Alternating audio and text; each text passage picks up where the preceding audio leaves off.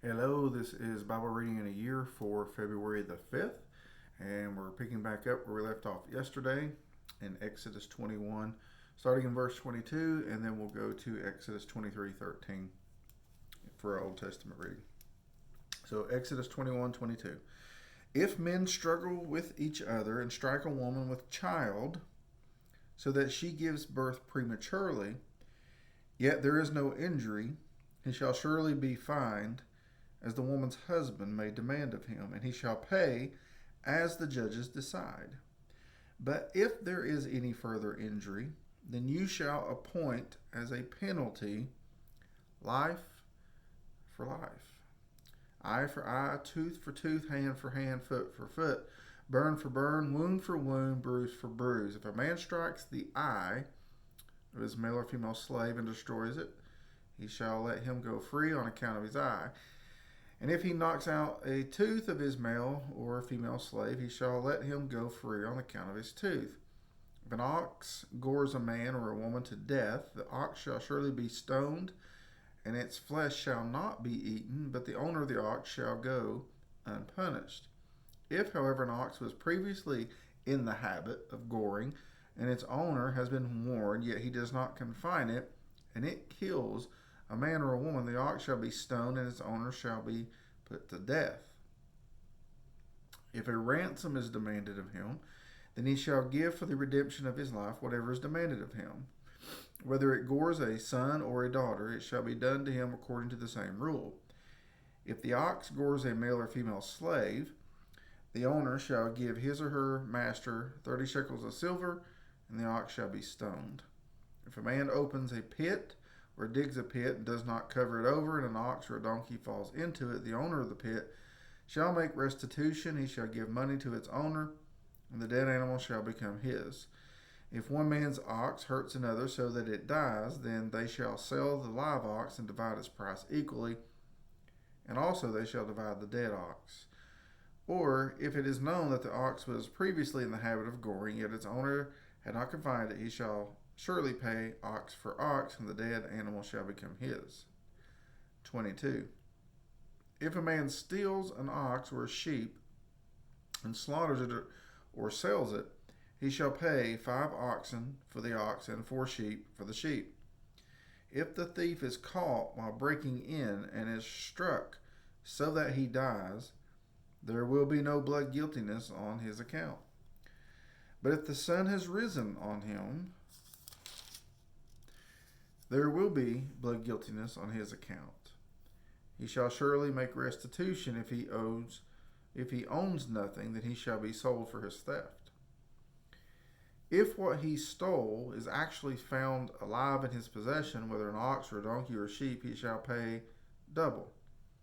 If a man lets a field or a vineyard be grazed bare, and lets his animal loose so that it grazes in another man's field, he shall make restitution from the best of his own field and the best of his own vineyard. If a fire breaks out and spreads to thorn bushes, so that stacked grain or standing grain or the field itself is consumed, he who started the fire shall surely make restitution. If a man gives his neighbor money or goods to keep for him, and is stolen from the man's house, if the thief is caught, he shall pay double. If the thief is not caught, then the owner of the house shall appear before the judges to determine whether he laid his hands on his neighbor's property.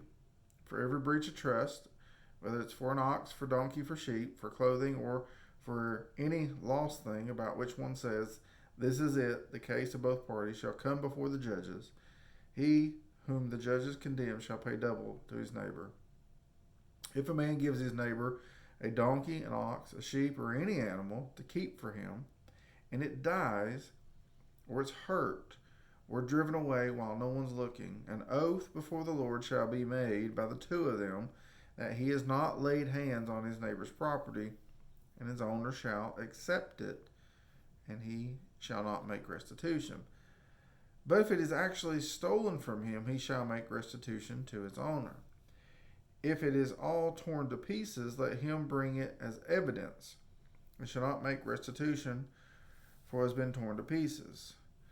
If a man borrows anything from his neighbor, and it is injured or dies while its owner is not with it, he shall make full restitution.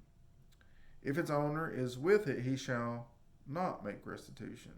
If it is hired, it came for his hire. If a man seduces a virgin who is not engaged and lies with her, he must pay a dowry for her to be his wife. If her father absolutely refuses to give her to him, he shall pay money equal to the dowry for virgins. You shall not allow a sorceress to live. Whoever lies with an animal shall surely be put to death. He who sacrifices to any god other than to the Lord alone shall be utterly destroyed. You shall not wrong a stranger or oppress him, for you were strangers in the land of Egypt. You shall not afflict any widow or orphan. If you afflict him at all, and if he does cry out to me, I will surely hear his cry. And my anger will be kindled, and I will kill you with the sword, and your wives shall become widows, and your children fatherless.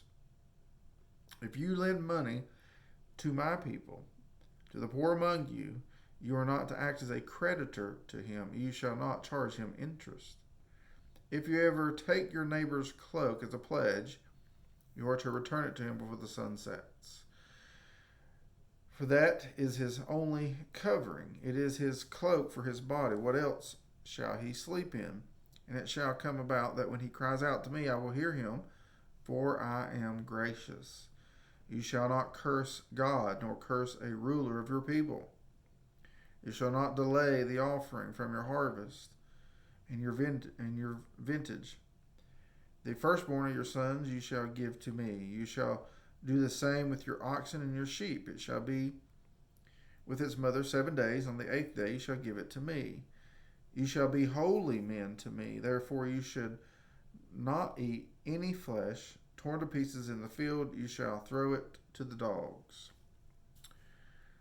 23. You shall not bear a false report. Do not join your hand with a wicked man to be a malicious witness. You shall not follow the masses in doing evil, nor shall you testify in a dispute so as to turn aside after a multitude in order to pervert justice. Nor shall you be partial to a poor man in his dispute. If you meet your enemy's ox or his donkey wandering away, you shall surely return it to him. If you see the donkey of one who hates you lying helpless under its load, you shall refrain from leaving it to him. You shall surely release it with him. You shall not pervert the justice due to your needy brother in his dispute. Keep far from a false charge, and do not kill the innocent or the righteous, for I will not acquit the guilty. You shall not take a bribe, for a bribe blinds the clear-sighted and subverts the cause of the just. You shall not oppress a stranger, since you yourselves know the feelings of a stranger, for you also were strangers in the land of Egypt. You shall sow your land for 6 years and gather it in its yield. But on the 7th year you shall let it rest and lie fallow, so that the needy of your people may eat, and whatever they leave the beasts of the field may eat. You are to do the same with your vineyard and your olive grove. 6 days you are to do your work, but on the 7th day you shall cease from labor, so that your ox and your donkey may rest, and the son of your female slave, as well as your stranger, may refresh themselves. Now concerning everything which I have said to you, be on your guard, and do not mention the name of other gods, nor let them be heard from your mouth. Matthew 24.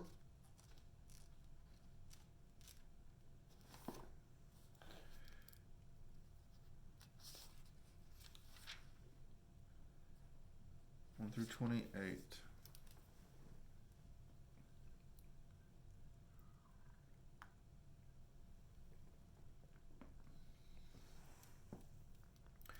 Jesus came out from the temple and was going away when his disciples came up to point out the temple buildings to him. And he said to them, do you not see all these things? Truly I say to you, not one stone here will be left upon another, which will not be torn down. As he was sitting on the Mount of Olives, the disciples came to him privately and said, "Tell us, when will these things happen, and what will be the sign of your coming and of the end of the age?" Not world, age. And Jesus answered and said to them, "See to it that no one misleads you. For many will come in my name, saying, 'I am the Christ,' and will mislead many.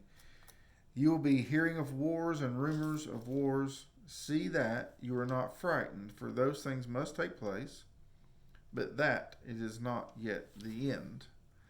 For nation will rise against nation, and kingdom against kingdom, and in various places there will be famines and earthquakes. But all these things are merely the beginning of birth pangs.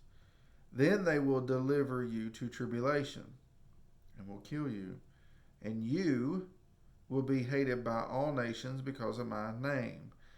At that time many will fall away and will betray one another and hate one another. Many false prophets will arise and will mislead many. Because lawlessness is increased, most people's love will grow cold. But the one who endures to the end, he will be saved. This gospel of the kingdom shall be preached in the whole world as a testimony to all the nations, and then the end will come. Therefore, when you see the abomination of desolation, which was spoken of through Daniel the prophet, standing in the holy place, let the reader understand. Then those who are in Judea must flee to the mountains. Whoever is on the housetop must not go down to get things out of they're in the house. Whoever's in the field must not turn back to get his cloak, but woe to those who are pregnant and to those who are nursing babies in those days. But pray that your flight will not be in the winter or on the Sabbath, for then there will be a great tribulation, such as not occurred since the beginning of the world until now, nor ever will. Unless those days had been cut short, no life would have been saved. But for the sake of the elect, those days will be cut short. Then, if anyone says to you, 'Behold, here is the Christ,' or 'There he is,' do not believe him. For false Christs and false prophets will arise, and will show great signs and wonders, so as to mislead, if possible, even the elect. Behold, I have told you in advance. So if they say to you, 'Behold, he is in the wilderness,' do not go out, or 'Behold, he's in the inner rooms,' do not believe them. For just as the lightning comes from the east and flashes even to the west, so will the coming of the Son of Man be. Wherever the corpse is, there the vultures will gather." Amen.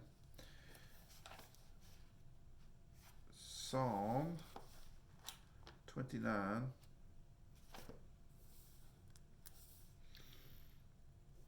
Psalm 29. Ascribe to the Lord, O sons of the mighty. Ascribe to the Lord glory and strength. Ascribe to the Lord the glory due his name. Worship the Lord in holy array. The voice of the Lord is upon the waters. The glory of the God of glory thunders. The Lord is over many waters. The voice of the Lord is powerful. The voice of the Lord is majestic. The voice of the Lord breaks the cedars. Yes, the Lord breaks in pieces the cedars of Lebanon. He makes Lebanon skip like a calf, and Saron like a young wild ox. The voice of the Lord hews out flames of fire. The voice of the Lord shakes the wilderness. The Lord shakes the wilderness of Kadesh. The voice of the Lord makes the deer to calve, and strips the forest bare. In his temple everything says glory. The Lord sat as king at the flood. Yes, the Lord sits as king forever. The Lord will give strength to his people. The Lord will bless his people with peace. Proverbs 7. 6 through 23. For at the window of my house I looked out through my lattice, and I saw among the naive and discerned among the youths a young man lacking sense, passing through the street near her corner. and he takes the way to her house. In the twilight, in the evening, in the middle of the night, and in the darkness, and behold, a woman comes to meet him, dressed as a harlot and cunning of heart. She is boisterous and rebellious. Her feet do not remain at home. She is now in the streets, now in the squares, and lurks by every corner. So she seizes him and kisses him, and with a brazen face she says to him, I was due to offer peace offerings. Today I paid my vows. Therefore I've come out to meet you, to seek your presence earnestly, and I have found you. I have spread my couch with coverings, with colored linens of Egypt. I have sprinkled my bed with myrrh, aloes, and cinnamon. Come, let us drink our fill of love until morning. Let us delight ourselves with caresses. For my husband is not at home. He has gone on a long journey. He has taken a bag of money with him. At the full moon he will come home. With her many persuasions she entices him. With her flattering lips she seduces him. And suddenly he follows her, as an ox goes to the slaughter, or as one in fetters to the discipline of a fool, until an arrow pierces through his liver, as a bird hastens to the snare, so he does not know that it will cost him his life. Amen. The Word of God for the people of God. This is Bible Reading in a Year for February the 5th, and Lord willing, I will see you tomorrow. God bless.